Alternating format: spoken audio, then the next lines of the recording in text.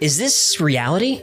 Well, we're experiencing something right now, so maybe the better question is, what is reality? Could everything we see, everything we experience, everything that exists in our entire universe be artificial? Supporters of simulation theory believe that not only is it possible that we're living in a simulation, it's likely. And the more we look for evidence, the more we find. Let's find out why.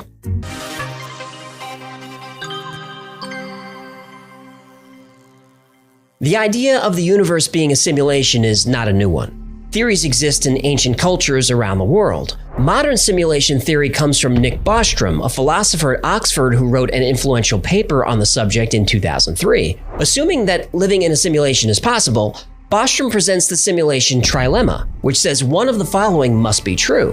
1, we destroy ourselves before we're able to create a simulation. 2, we're able to create a simulation but choose not to. Or 3, we are definitely in a simulation. Bostrom believes each of these is equally likely to be true. Now, I don't think that's controversial. We use computer models to study the human population, predict the weather, for entertainment. We simulate everything. And when a civilization can create a realistic simulation, the most obvious one to create is that of its own early existence. Bostrom calls this an ancestral simulation. And a civilization that can do this wouldn't just create one simulation, it would create many. And those simulated civilizations might create their own simulations of the universe, and on like Russian nesting dolls of reality. Now you're a character in that world and you think you have free will and you say, I want to invent a computer, so you do. Hey, I want to create a world in my computer. And then that world creates a world in its computer. And then you have simulations all the way down.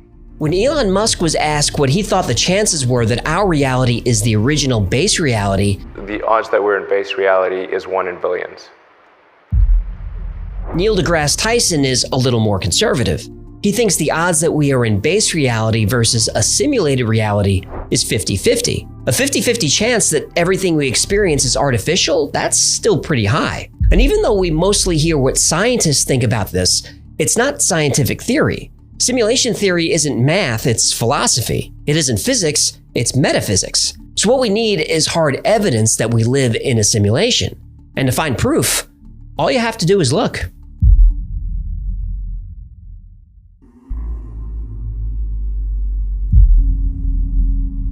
Let's start at the beginning. There was no space or time. The contents of the entire universe were concentrated to the size of a tennis ball and had a temperature of a quadrillion degrees. Then suddenly, the Big Bang. Everything explodes outward faster than the speed of light. Then about 14 billion years later, we've got galaxies and planets and ice cream and K-pop. Ice cream, chillin', ice cream. Yeah, I could do without the K-pop. Me too.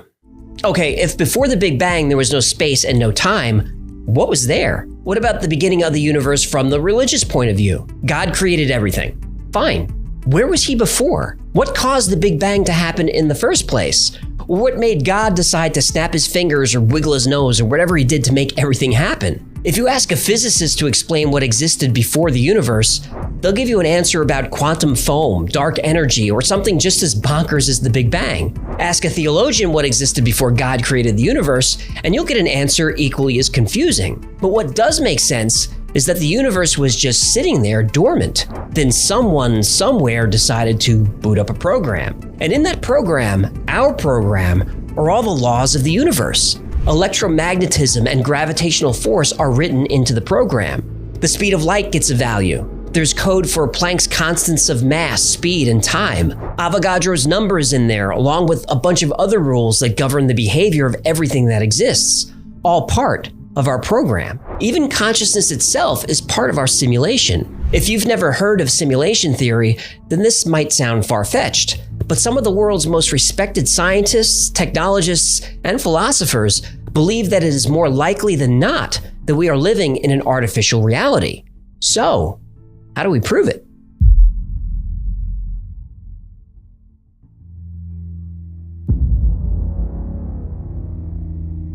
If we live in an artificial reality, it would make sense for there to be occasional glitches. Philip K. Dick is one of the most influential science fiction writers of all time. Movies based on his books include Blade Runner, Total Recall, Minority Report, The Adjustment Bureau, and plenty of others. He believed there are many universes, and sometimes those other realities bleed into ours. He claimed to have visions of this, and even wrote stories like The Man in the High Castle based on these visions. That in fact, plural realities did exist, superimposed onto one another, like so many film transparencies. One way other realities blend into ours could be the Mandela effect. The Mandela effect is when a large number of people have memories of events that don't match reality. This is called the Mandela effect because millions of people specifically remember Nelson Mandela died in prison. He didn't. People remember his wife walking beside his casket in a funeral procession that was on television for 2 hours that day. This never happened. Or the Berenstain Bears, which people insist were always called the Berenstein Bears. People remember the tycoon from Monopoly having a monocle that he never had. What was Darth Vader famous for saying? Luke, I am your father. Nope, he never said that. What? What about Stouffer's stovetop stuffing? Best part of Thanksgiving. No, it isn't, because there's no such product. Stovetop is made by Kraft. No. The evil queen from Snow White who looked into her mirror and said, Mirror, mirror on the wall. nope. Magic mirror on the wall, who is the fairest one of all? My reality is shattered. People remember Febreze being spelled with 2 E's. People remember Jiffy peanut butter, but there's no such thing. And there are a lot more.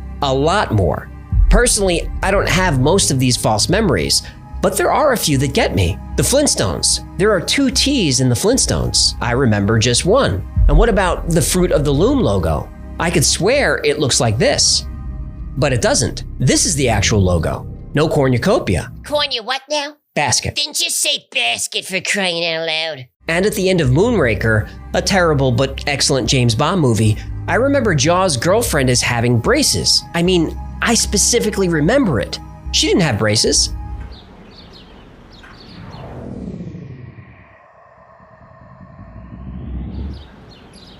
I just can't get my brain to accept it. That's the Mandela effect. So why do millions of people distinctly remember different things? Glitch in a simulation. Yep.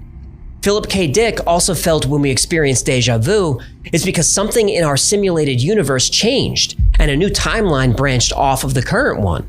We are living in a computer-programmed reality, and the only clue we have to it is when some variable is changed. Ever feel like you've lived a moment before? That's because, according to Philip K. Dick and others, you have. Deja vu is the simulation correcting itself with new information. But skeptics can easily dismiss these theories. The human mind is terribly unreliable. They don't accept this as evidence. But we're not done yet.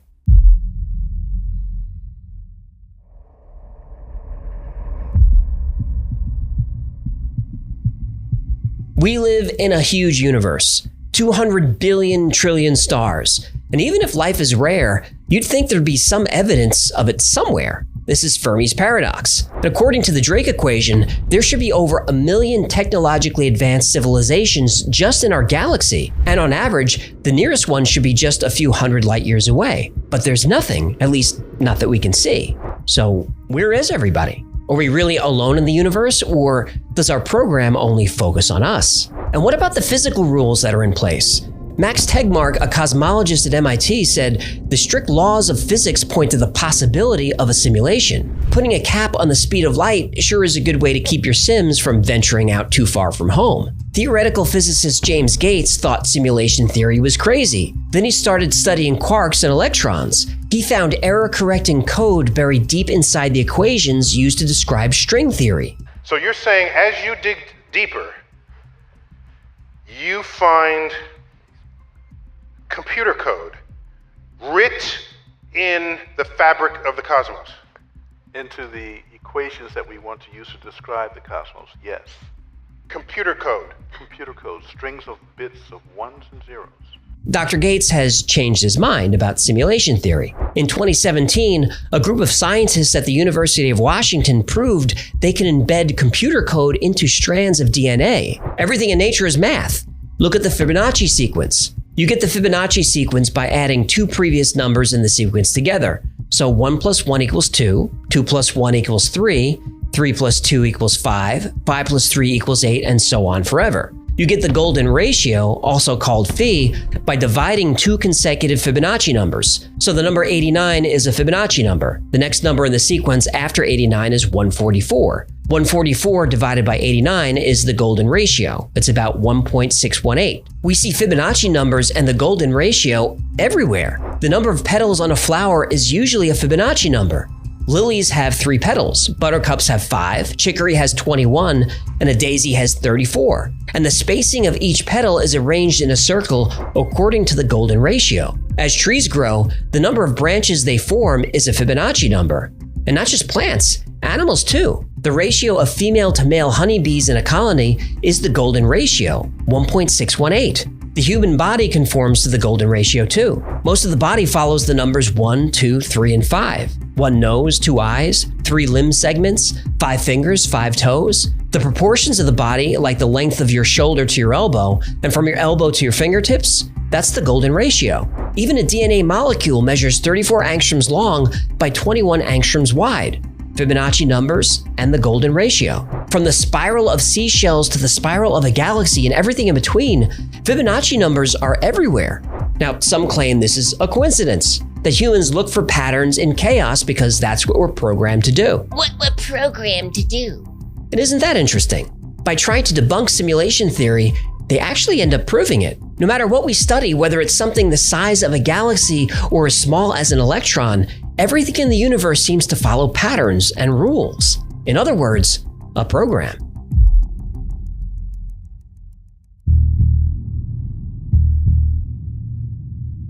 To simulate an entire universe, you'd obviously need more advanced technology than we have. But that doesn't mean we won't get there. Moore's law says that computing power doubles every 18 months, and this has held true for about 50 years. Now that is slowing down a little bit, but only because of physical limitations. Assuming we can learn to make microchips smaller, and there's no doubt that we will, it's predicted that artificial intelligence could surpass human intelligence within the next 100 years. As Elon Musk points out, when he was a kid, the world's most advanced video game was Pong, 2 rectangles on a screen. 40 years later, video game technology is barely distinguishable from reality. He said that 6 years ago. And even in that short time, video game engines have become even more realistic. Look at this footage from Unreal Engine 5. When a world we can build feels as real as our own.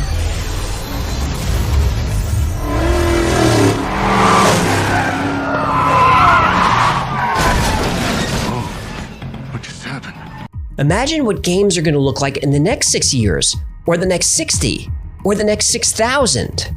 But simulating an entire universe, how big of a computer would we need? Well, it's estimated that there are 10 to the power of 80 atoms in the universe.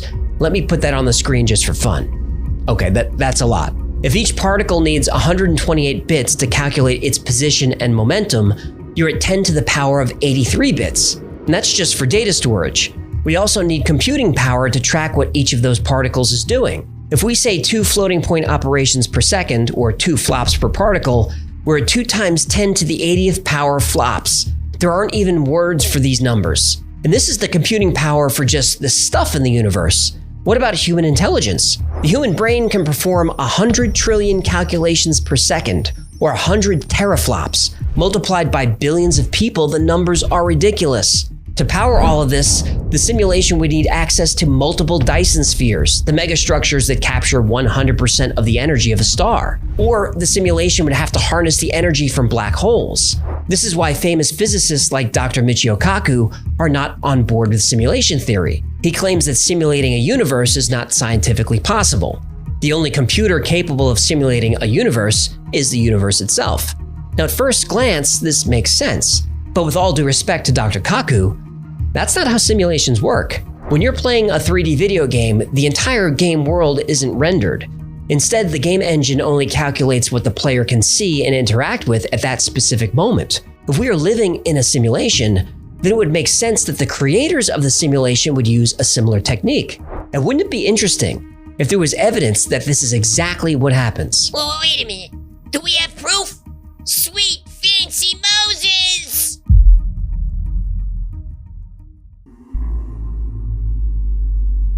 Supporters of simulation theory often point to video games as a way to explain, if not prove, that our reality is artificial. In a video game, the only data that is rendered is what the player sees or interacts with. If you're playing a video game and there's a car or building a mile away, that entire object isn't rendered. The game engine only renders the bare minimum of information to make the object look real. A distant building is rendered as just a few pixels, not that complicated. As you get closer, the engine renders more details, but still, it's just a facade. The engine doesn't bother calculating what's inside the building until you actually go in. The game engine always knows how much data to send you and doesn't bother with anything else. If we live in a simulation, it would make sense that our reality is rendered the same way. And we could test this. Wait, well, what do you mean we can test this? Specifically, we can use the double slit experiment. Here's how it goes. If we fire particles in a straight line at a screen, after passing through a single slit, we would expect to see this clumping pattern on the screen. If we try this with a wave, we expect to see a pattern like this, where particles are most dense in the middle of the screen but radiate outward, similar to the clumping pattern. When we add a second slit, it starts to get fun. When the waves pass through the double slit, each slit creates its own wave. When those waves intersect, they cancel each other out. That creates a pattern like this. It's called an interference pattern. So, particles passing through two slits create clumping patterns. Waves through two slits creates an interference pattern. Make sense? Yeah, I'm with you. Good. If we fire electrons through the slit, we see the clumping pattern as expected. An electron has mass, so it's a tiny bit of matter. So if we fire electrons through two slits, we should see two clumps. But we don't.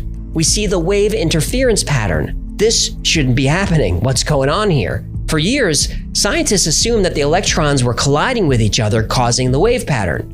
But in the 60s, the experiment was modified so that only one electron at a time was fired through the slits. There was no way the electrons could interact with each other, yet we still see an interference pattern. Scientists wanted to see what was causing this, so they added a detector to observe electrons as they pass through the slits. That's when things go from weird to paranormal. As soon as the detectors were installed, the interference pattern went away and the clumping pattern returned. Take the detectors away and the wave interference pattern is back. But that's a different result to what we had earlier.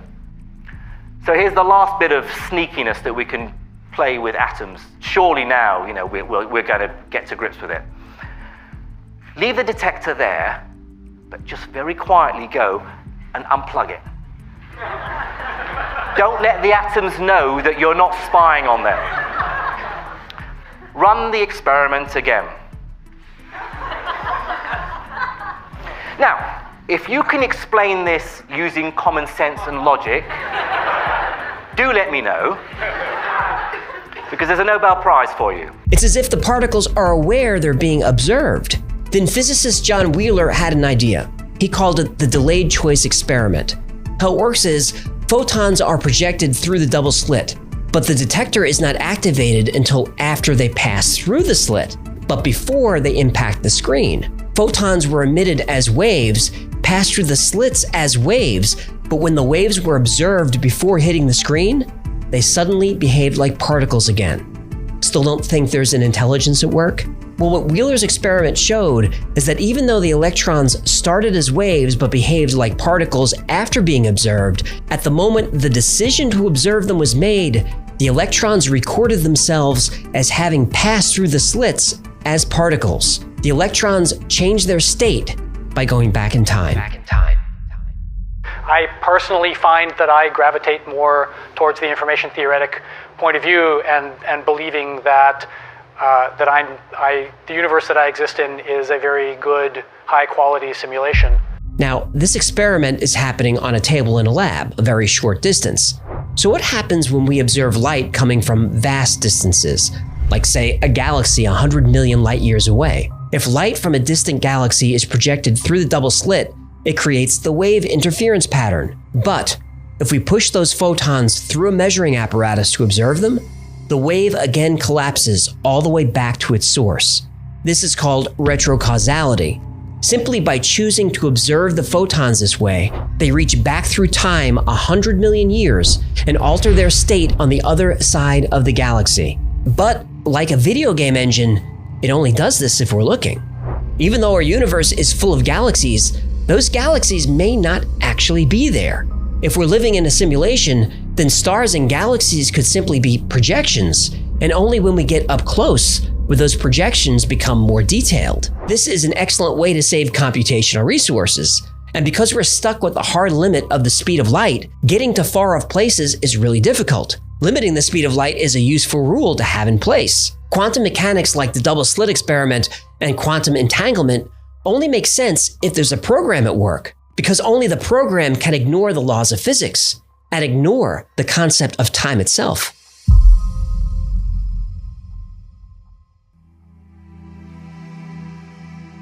A convenient case for simulation theory is you can't disprove it. The Big Bang, that was the simulation booting up.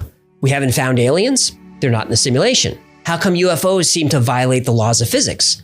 Well, because they're programs operated by the simulation creators. They don't have to follow the laws of physics. Yeah, but who created the simulation? Well, that's the big question, isn't it? When you think of the simulation creator as an omniscient intelligence who exists outside of our understanding of space and time, it sounds an awful lot like you're describing God. And just like you can't prove we're not in a simulation, you can't prove there is no God. If something miraculous happens or something horrible happens, you can say it's part of the simulation just as easily as you can say it's part of God's plan. Something I find very interesting is that many believers of simulation theory are fierce atheists. They dismiss the idea of God as corny superstition. And there are plenty of devoutly religious people who dismiss provable science like evolution and the age of the earth. People on the religious side say that if there is no God and life is just a simulation, then nothing matters. Without God to guide us and sometimes punish us, depending on what you believe, our actions don't have consequences. I disagree. Even if we don't live in base reality, we still live in our reality, and our actions here do have consequences. As for what happens after we die, simulation or not, nobody really knows. Both sides argue that faith and science are not compatible. Isn't this hypocritical? Whether you believe in God or you believe in simulation theory, the real question is, what's the difference?